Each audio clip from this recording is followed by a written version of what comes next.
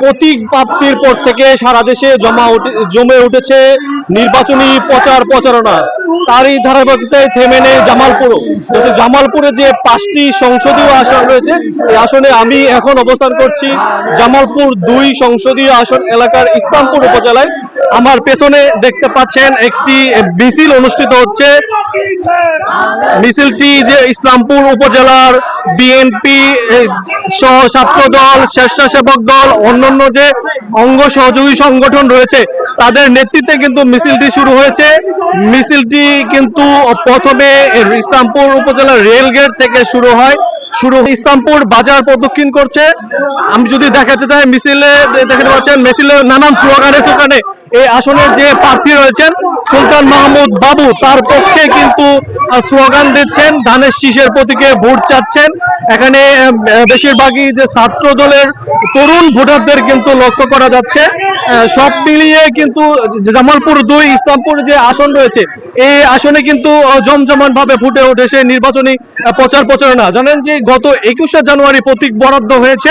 প্রতীক বরাদ্দ হলেও 22শে জানুয়ারি থেকে কিন্তু আনুষ্ঠানিকভাবে শুরু হয়েছে প্রার্থীদের প্রচারণা।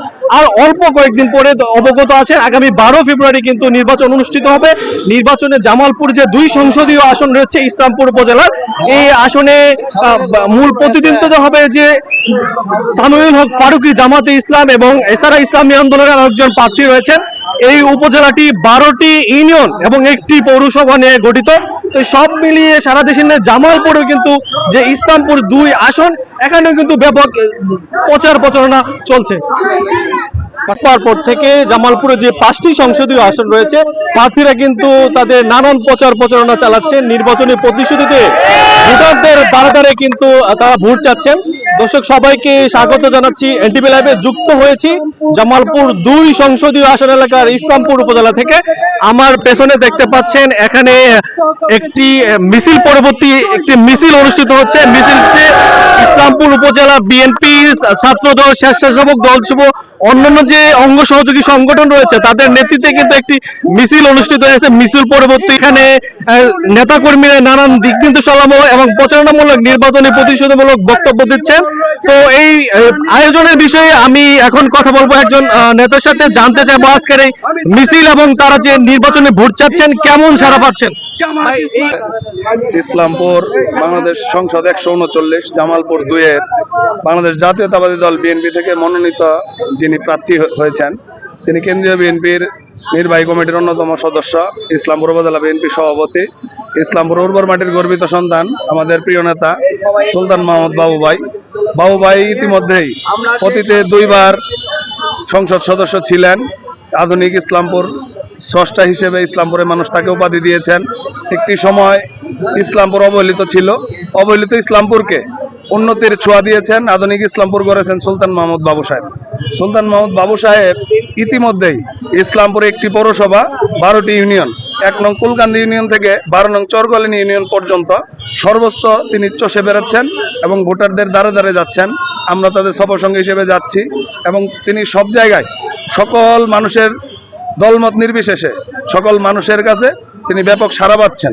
বিশেষ করে আপনারা ছাত্রদল হিসেবে, আপনারা কিন্তু ছাত্রদল, আপনাদের মূল ফোকাসটা থাকবে ছাত্রদের প্রতি। তরুণ যে নতুন ভোটার 30% বেশি, তাদের কাছে পৌঁছানোর জন্য আপনারা আলাদা কোনো বিশেষ করে বাংলাদেশ জাতীয়তাবাদী ছাত্রদল ইসলামপুরে 1 নং কুলকান্দি থেকে 12 নং চরগলিনী পর্যন্ত এবং ইসলামপুর পৌরসভার 1 থেকে 9 নং ওয়ার্ড পর্যন্ত ছাত্রদল টিম আকারে প্রত্যেক দিন সকাল সন্ধ্যা এবং রাত্রের 8টার আগ পর্যন্ত সকল মানুষের দ্বারে যাচ্ছেন, ভোট চাচ্ছেন। বিশেষ করে এবার নির্বাচনে 35% যে নতুন ভোটার, তরুণ ভোট, সেই তরুণ ভোটারদের ব্যাপক সাড়া পাচ্ছে। আমাদের বিএনপির চেয়ারম্যান জনাব তারেক রহমান যে বলেছেন এবং তিনি আহ্বান জানিয়েছেন তারুণ্যের প্রথম ভোট ধানের শীষের পক্ষে হোক, সেই তারুণ্যের কাছে আমাদের যেটা আশা আকাঙ্ক্ষা এবং ধানের শীষের পক্ষে আমরা ভোট চেয়েছি, তাদের ব্যাপক সাড়া পেয়েছি। তাই আমি আশা করি সুলতান মাহমুদ বাবু সাহেব জামালপুর 2 বাংলাদেশ সংসদ 139-এ আগামী ত্রয়োদশ জাতীয় সংসদ নির্বাচনে আগামী 12ই ফেব্রুয়ারি আমরা এই তরুণ ভোটারদের ব্যাপক সাড়া পাবো এবং তাদের সমর্থন এবং তাদের ভোটের মাধ্যমে সুলতান মোহাম্মদ বাবু সাহেব মহান জাতীয় সংসদে ইসলামপুরবাসীর প্রতিনিধিত্ব করার জন্য ইনশাল্লাহ 12 তারিখ বিজয়ের হাসি আমরাই হাসবো। এই নির্বাচনে জাতীয়তাবাদী ছাত্র দল একদম তৃণমূল থেকে উপজেলা সর্বস্তর পর্যন্ত জাতীয়তাবাদী ছাত্র দল নিরলসভাবে প্রচেষ্টা চালিয়ে যাচ্ছেন। ছাত্র দলের ভূমিকা অনস্বীকার্য।